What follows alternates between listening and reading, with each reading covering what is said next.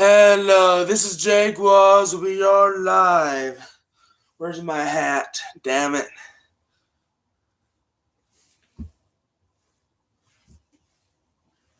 Sorry, my hair's messed up. But anyway, I'm here. Okay, sorry, my hair's messed up. But anyway, I'm here. Today we're going to be talking about doing a spoiler discussion of Batman and the Wasp Quantumania. So, please enjoy this live stream. And then this will be in 3 parts for the most part. We will be doing the spoiler discussion of Batman the Wasp Quantumania will be the first part. And then the second part will be what I would think Phase 5 will head next in my future of the Marvel Cinematic Universe. Because it was going to be my thoughts of Marvel overall, but I never seen every Marvel movie, so it wouldn't make sense for it to happen. So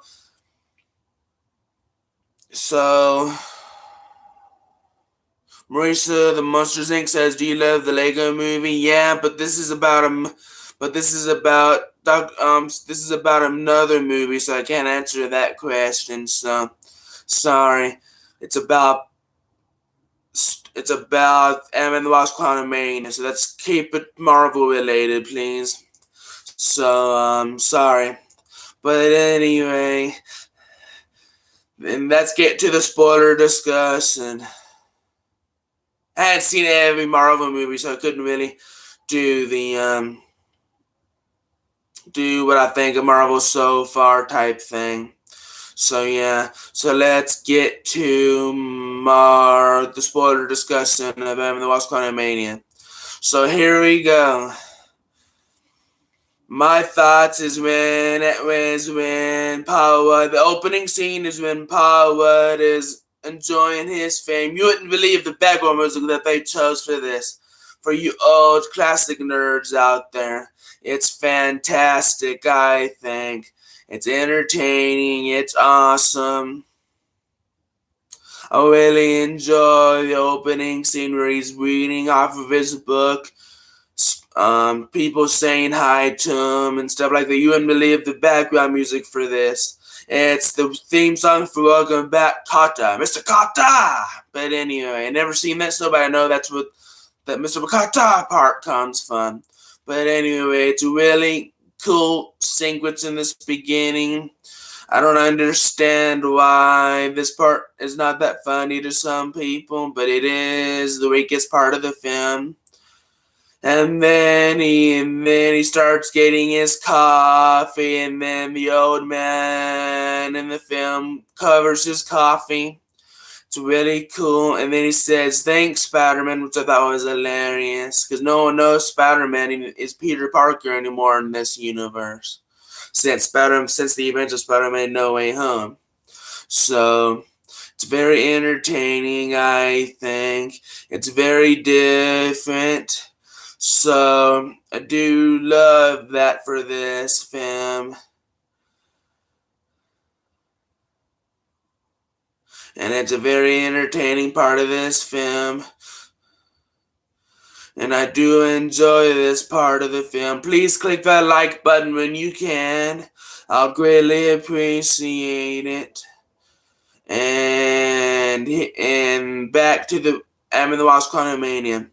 He gets his coffee, and then he has to go get Cassie, his daughter, out of jail. Scott's daughter out of jail, and he actually swinged a cop car, like in the first Ant-Man film where Hank Pym swinged a what do you want to call those? One of those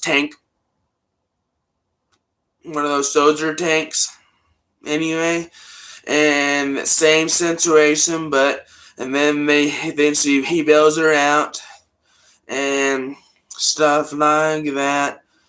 And then they go to Hank Pym, they go to her grandparents' house. Hank Pym and Janet, played by, of course, myself, Pfeiffer, and Michael Douglas. It's a really great cast anyway. It's a very good cast in this film. I just don't know the entire cast, but we'll get to one of the cast members that's in this film a little later in this film, in this spoiler discussion. But it is a really good film, I think. It has good emotion, I think. Has some emotion, but not much. Check out my spoiler-free discussion when you get a chance. And it's a really entertaining film. So they go and then they have a pizza at Hank Pym and Janet's house. And then they talk about what they've been planning in the basement. And then they go to the basement. And then Hope and Hank Pym knows about this, but but Janet don't and Scott don't, so which is a little frustrating because Janet doesn't want them to go to the quantum realm, and then Hope says we won't go to the quantum realm. Is what they say, is what she says. So stuff like that. It's a really entertaining film, so it is what it is, so I do enjoy this film from start to finish. And then Hope shows them the quantum realm locator type thing that Cassie made in a basement with Hank Pym, and it's interesting, but it takes Hank Pym months and years to build stuff like that, so it doesn't make logical sense that Cassie can do it that fast, but it is what it is, and I do enjoy that part of this film. So yeah. And then the quantum realm locator type thing starts acting up, and then Janet starts unplugging it and stuff like that. It's very cool. So yeah, I do enjoy that. It is what it is. And I do enjoy that part of the film. And it's okay, but it is what it is. And they get stuck, and then the quantum realm starts acting up again after it's unplugged. And then they start getting stuck into the quantum realm. Now this is where it gets really cool with the CGI and looks really fantastic. Equivalent, if I say you will. See what I did there? Fantastic, whatever you want to call it. See what I did there? Did in that pun. But anyway.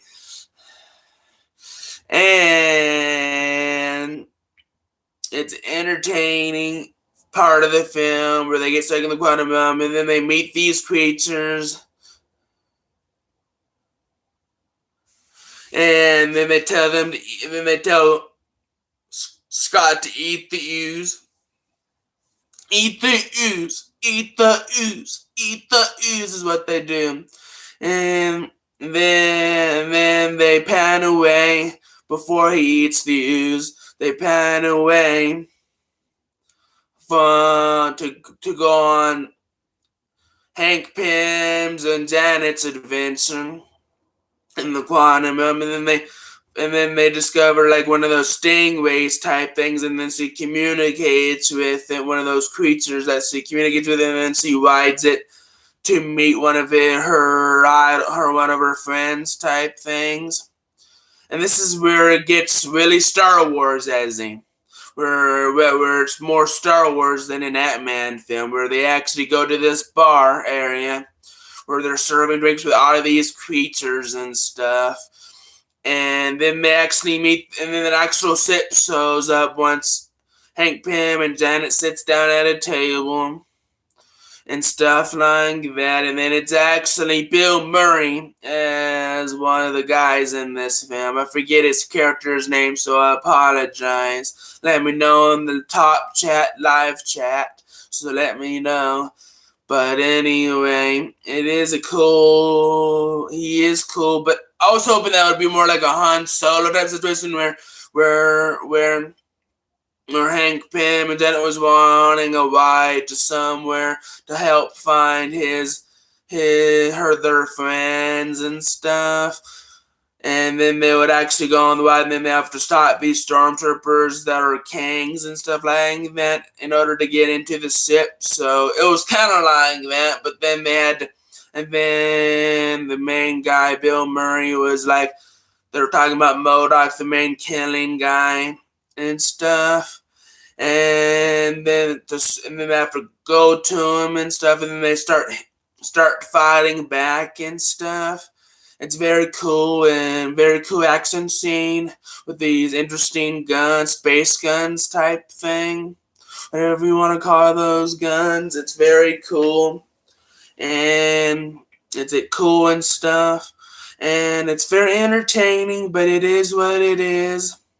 And I do enjoy that part. And then they get into the ship and then start fighting those stormtroopers and stuff like that. That are kings, whatever you want to call those guys. I call them stormtroopers because it's Star Wars-esque in this scene. It's a Star Wars rip-off scene, which I'm frustrated with, but it is what it is. And then they get on the ship and then they escape. And then they go find their friends and stuff like that, and go on that quick adventure to find their friends.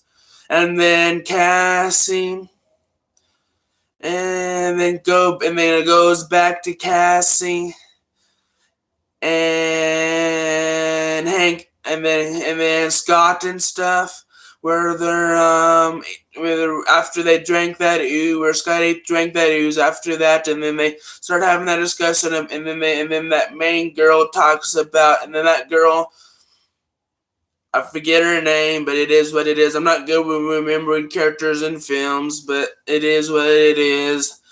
And she says, "King is looking for you," type thing. And then the Conqueror's looking for you, so something like that. And then the King people start coming, and the stormtroopers start coming, and they have to fight. And then MODOK shows up, and then Scott and Casey starts getting prisoned, and then MODOK starts talking to Cassie and Hank, and then King the Conqueror shows up, and then offers to help Scott get back time with his daughter, save back time with his daughter, like he never left, type thing. And then Scott refuses. I don't know why. Maybe there could have been another scenario where he says, "I will do it so I can save back time," and he refuses. And then he starts being a villain, saying, "I'm gonna try and kill your daughter if you don't help me." And then Scott finally decides to help him. And then they start going into another multiverse circle, whatever you want to call those. And then they go to the main thing where they talk about where they actually go to the main thing where they're trying to get that big circle ball to help King escape and go back in time to where he was so he can go kill all the other kings and stop them.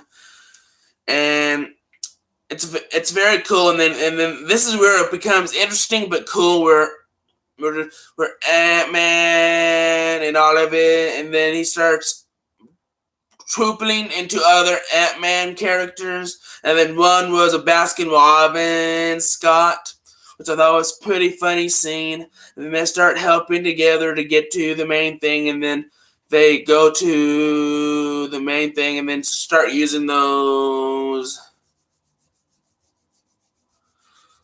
bombs type thing that they use and stuff like that, those circle things. everything's circled in this movie. But it is what it is, and it's very entertaining. And then they got the actual ball, and then Janet shows up in the ship with Hank, and then they actually found him. And that's really cool. And then Hope rescue. And I forgot to mention Hope rescues Scott from that area, and then of course Hank and Janet shows up, and then Janet tells them not to give that ball time corpse thingy to Kang, and then Kang shows up, and then they start having a fight type thing, and then they start sewing, and then Kang escapes with Janet, and then Janet and Kang starts having this discussion, and then Kang talks about his other variants that he wants to stop and stuff like that, and then Hope, and then Scott then goes to the main area where Kang is at, and then they do a final battle, and then they start escaping.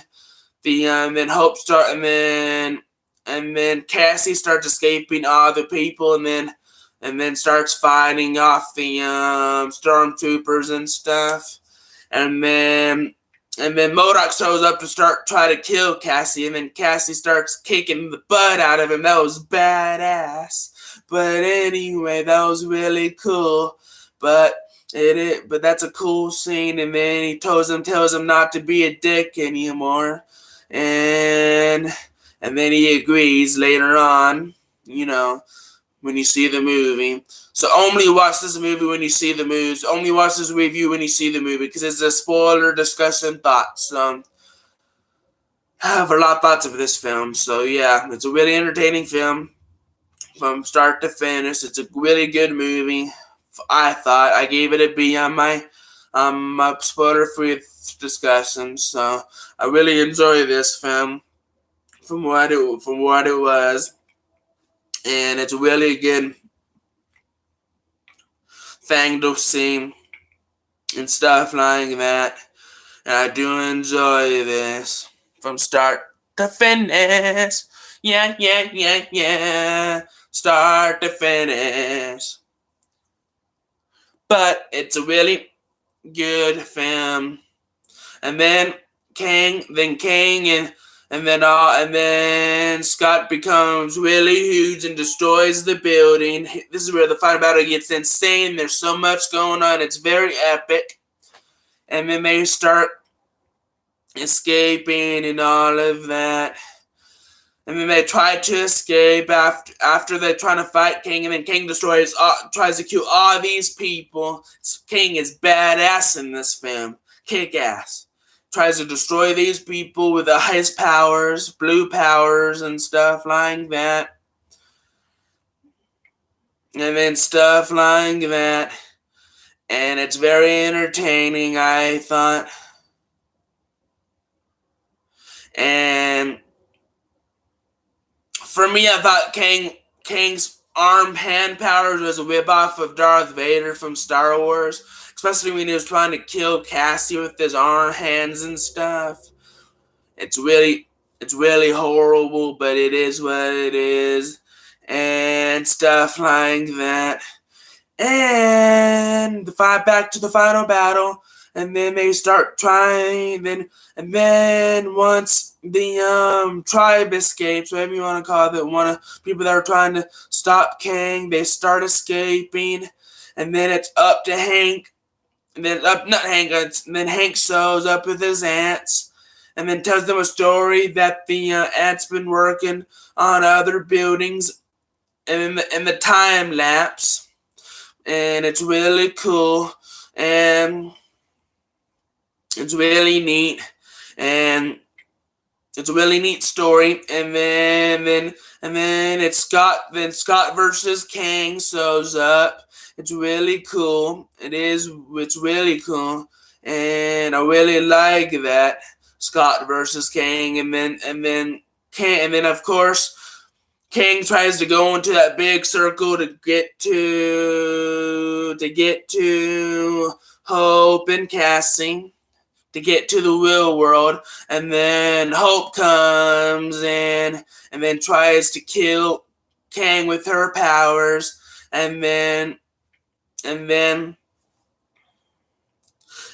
Scott tries to help in and kill him, and then they gets those big power type things, and then pulls him in, and then he pulls him in into the big thing, whatever you want to call that, into his big remote control machinery type thing, and then he's gone, dead. I'm a little upset that they killed Kang, or he's not really dead, because yeah, there's more of him in this universe, but it upset me that they got rid of him so quickly in this film at the very end, and then Hope and King have a love triangle moment where they say they love yous and stuff, and then they actually go home, and then and then when they're back in the home where they go back, and then it goes back to Scott enjoying his fame again, and then walking the neighborhoods and stuff,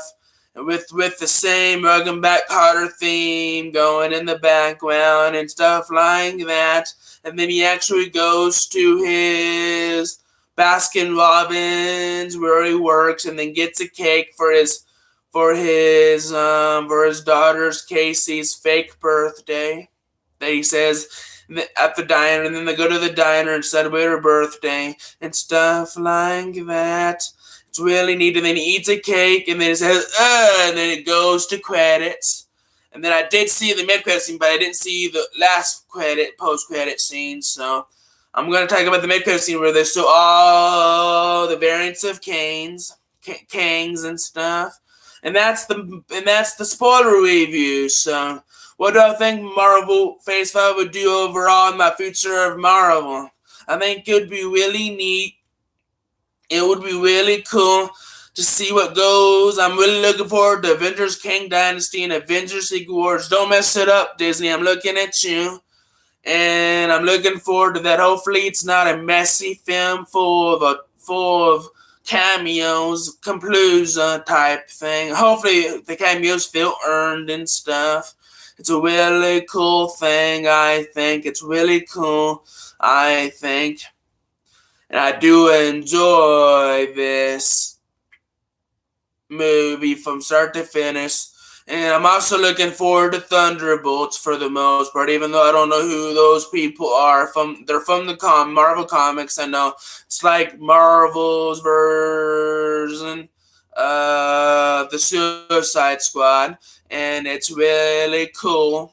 And it's really cool, but it is what it is. And those are my thoughts of what Marvel could do next and the future of Marvel. And thank you for watching this live stream. I'm on 23 minutes. Wow. Crazy how time flies for live streams. I was wanting to go for an hour, but it didn't happen. So it is what it is. I do enjoy this, so please enjoy this live stream once you watch it after it airs. So, yeah. And follow me on Facebook, Instagram, Twitter, Letterboxd for the movie reviews on there. And then subscribe to my YouTube channel, like this video, and so on and so on. And then check out my Nerdoidism videos website. More original videos coming on there soon. So, yeah. Please enjoy this video, and so on and so on. And thank you for watching this video. And this spoiler discussion of Ant-Man and the Wasp. So I will add, I will still go by what I said on my spoiler for discussion and still keep it at a B. It's a really good film from start to finish. I do enjoy this film from start to finish. It is an entertaining film, so yeah.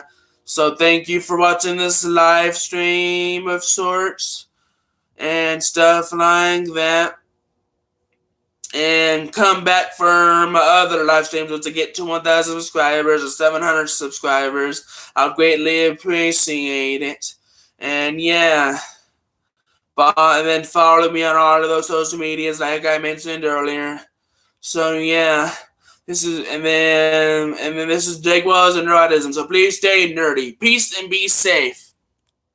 Bye everyone. Love y'all.